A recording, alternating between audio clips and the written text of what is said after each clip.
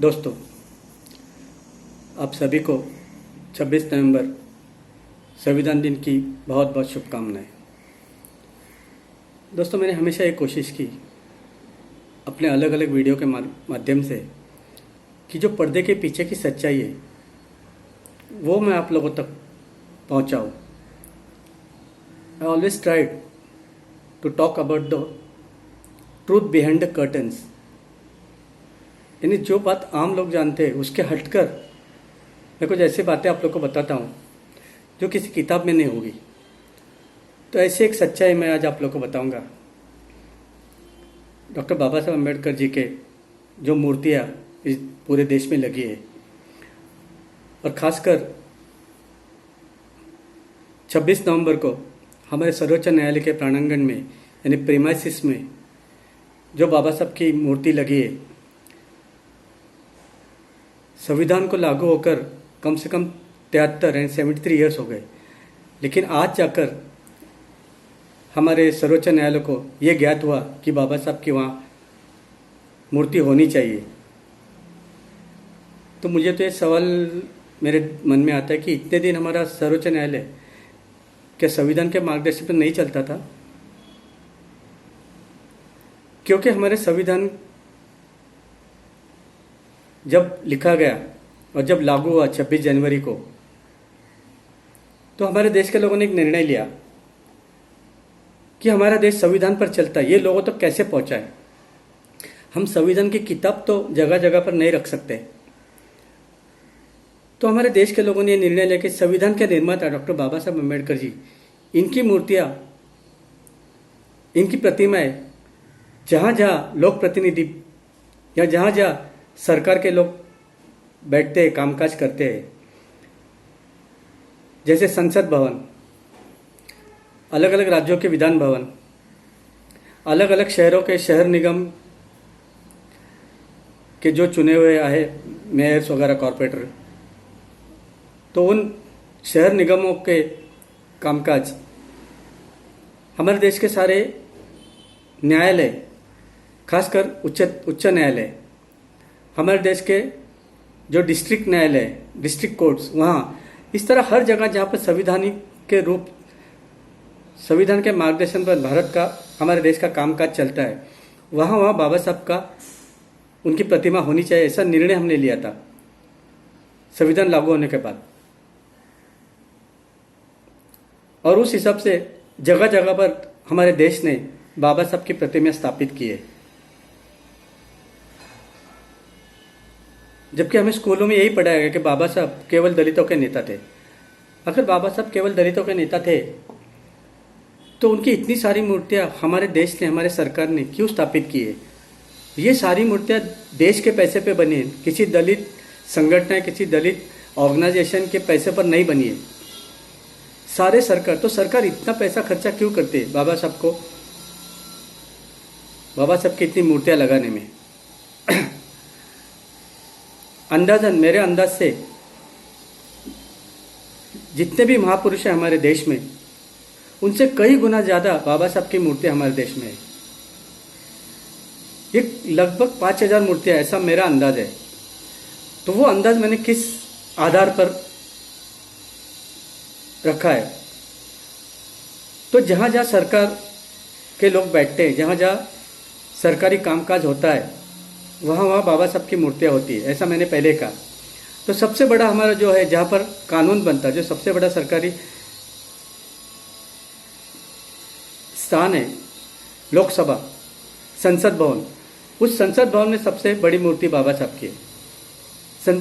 ठीक संसद भवन के सामने जो लोक प्रतिनिधि, जो एमपीज है, जो मंत्री है, उन लोगों को ये बताने के लिए कि यहाँ संविधान से काम चलेगा। बाबा साहब कभी एक उंगली ऊपर उठाकर कभी भाषण नहीं देते थे। ये बाबा साहब का स्टाइल नहीं था एक उंगली करके भाषण देने की। लेकिन हमारे देश ने उनकी ऐसी प्रतिमा बनाई। ये एक उंगली का मतलब है मेरा, यानी संविधान के मार्गदर्शन पर ये देश चल रहा है या चलेगा। ये ऐसा पोर्ट्रेट देश ने बनाया बाबा साहब के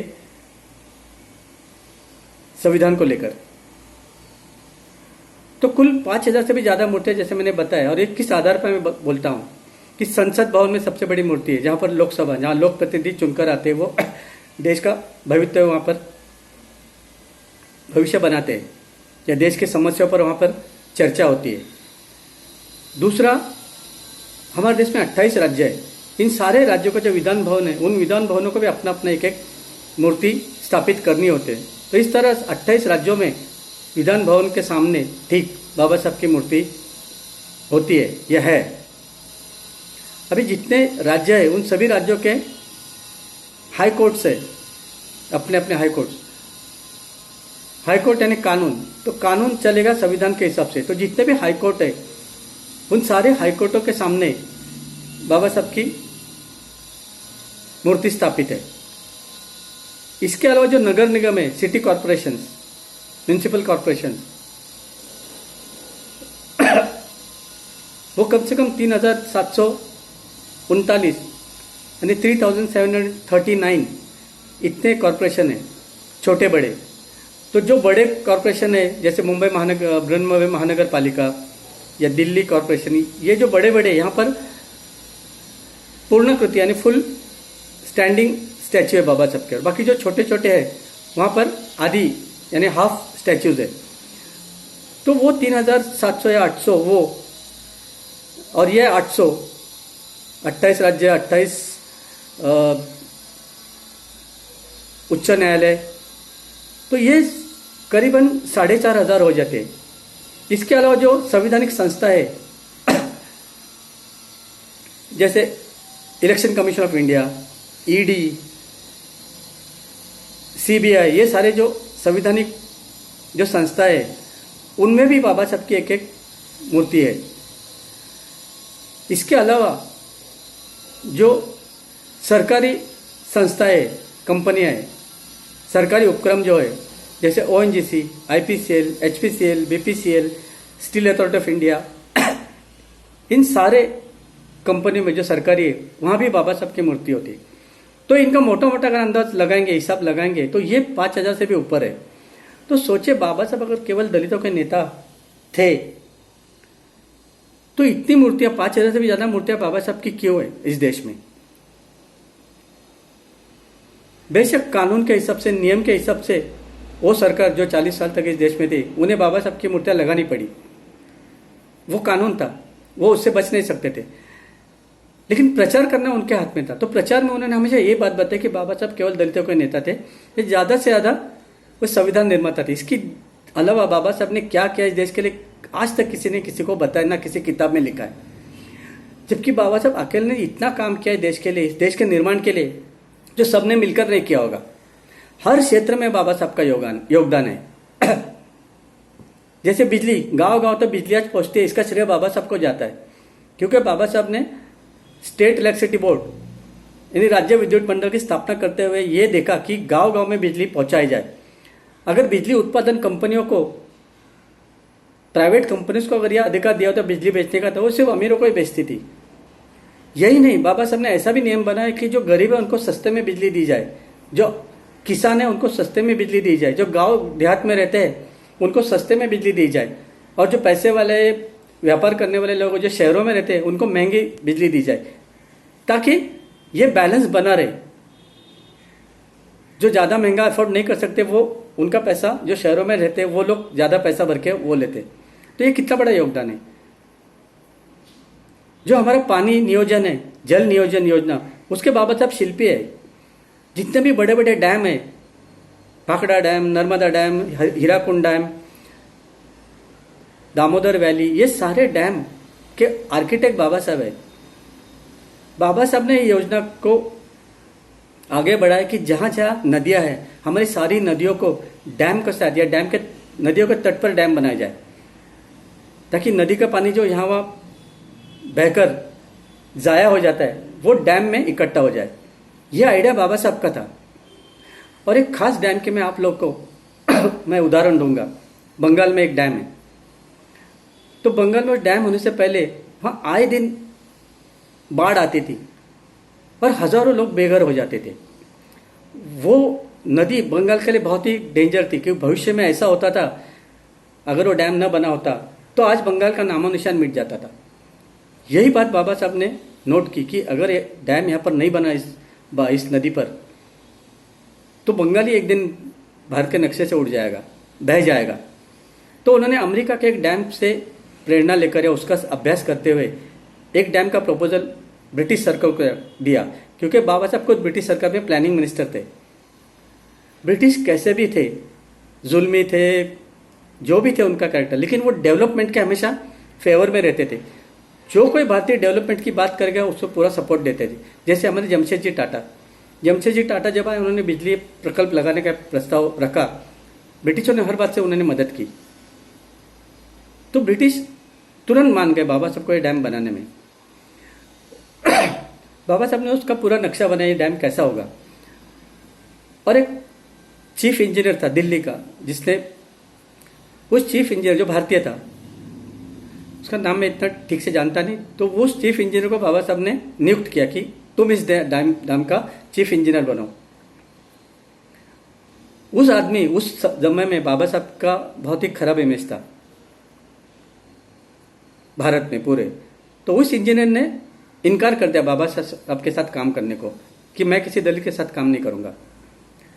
बाबा साहब इतने बड़े मतलब मंत्री थे उस वक्त, ब्रिटिश सरकार में मंत्री थे, वो चाहते तो उसको निकाल देते थे उस नौकरी से जहां नौकरी कर रहे हैं। यही नहीं, उसे और कई नौकरी ना मिले इसका भी बंदोबस्त कर सकते थे, लेकिन बाबा साहब ने बदले की भावना कभी नहीं रखे। बाबा साहब ने उसे बुलाया, उससे पूछा क्या बात है, तुम मेरे साथ क्यों नहीं काम करना चाहते हो। इससे पहले को कुछ कहे, बाबा साहब ने कहा देखो तुम अपने आप को बहुत बड़े इंजीनियर मत समझो, मैं 50 इंजीनियर इंग्लैंड से ला सकता हूँ जो तुमसे बहुत अच्छे हैं, लेकिन मैं चाहता हूँ कि एक भारतीय इस डैम का इंजीनियर बने और भारतीय को इसका श्रेय मिले। और तुम्हें नौकरी से निकालने मेरे लिए कोई बहुत बड़ी बात नहीं है, लेकिन मैं तुम्हें प्रोत्साहन, मैं तुम्हारी गलती को माफ़ करता हूँ और तुम्हें मौका देता हूँ कि ये मौका मत गंवाना। ये बहुत बड़ा प्रोजेक्ट है, तुम्हारा नाम रहेगा, जब ये डैम बनेगा उसके भित्ति पर उसके जो प्लेट लगी उस पर तुम्हारा नाम होगा। ऐसे थे बाबा। तो इतने बड़े बड़े काम बाबा साहब ने किए। जितने हमारे लेबर लॉज है वो सारे बाबा साहब ने बनाए। लेबर हर जाति में होते, उच्च जाति में होते, नीच, सारे लेबर एक ही जाति के होते। उन सारे लोगों को इतने फैसिलिटीज किसने दी? बाबा साहब ने दी। महिलाओं का जितना शोषण होता था संविधान लागू होने से पहले, वो सारा बाबा साहब ने खत्म कर दिया। महिलाओं की गुलामी की जंजीर तोड़कर महिलाओं को इतने कानून महिलाओं के फेवर में बनाए, 33% आरक्षण महिलाओं को, बहुत कुछ। तो महिला जो डेवलप हो रही है केवल बाबा साहब के वजह से। लेकिन फिर भी हमारे देश के लोगों ने बाबा साहब को इस तरह पोर्ट्रेट किया कि मानो बाबा साहब केवल दलितों के लिए बाबा साहब ने इतना काम नहीं किया जितना दूसरे लोगों के लिए किया है। ये फैक्ट है। तो अब हम बात करते हैं उस सर्वोच्च न्यायालय के मूर्ति की जो स्थापन हुई है 26 नवंबर को। वो मूर्ति बाबा साहब को एक वकील के रूप में बताया गया है, जबकि हमारे देश का नियम क्या है? बाबा साहब संविधान के निर्माता है। 76 साल तो लगा दिए सुप्रीम कोर्ट ने वहां। मतलब मेरे जैसे को तो डाउट ही होता है कि सुप्रीम कोर्ट का काम का संविधान से चलता भी था या नहीं आज तक। तो 73 साल लगा दिए और आप जाके जब बनाए तो वो बाबा साहब को एक वकील के तौर पे वहां पर पेश किया। यानी फिर उन्होंने ये साबित किया कि बाबा साहब हमारा सुप्रीम कोर्ट संविधान के हिसाब से, जब बाबा साहब वकील थे तो वकीलों को प्रेरणा मिलेगी। बाबा साहब ने वकालत को कभी इतना महत्व दिया नहीं। हालांकि बाबा साहब ने कई मुकदमे लड़े, वो गरीबों के लिए लड़े, किसानों के लिए लड़े। बाबा साहब ने वकील पैसा कमाने के लिए भी कभी वकालत को, आज वकालत एक धंधा हो गया है। और इस पोशाक में बाबा साहब को दिखाना वकील के तौर पर मुझे तो अच्छा नहीं लगा। मैं चाहता था इतने सालों बाद तो वही मूर्ति वही स्थापित किए जाए। तो एक अलग दिशा में लेकर गए सब सुप्रीम कोर्ट बाबा साहब के इस तरह वकीलों के पोशाक पे बाबा साहब को प्रेजेंट करके। आप लोग इसके बारे में क्या राय, जरूर कमेंट बॉक्स पर लिखिए। जय भीम।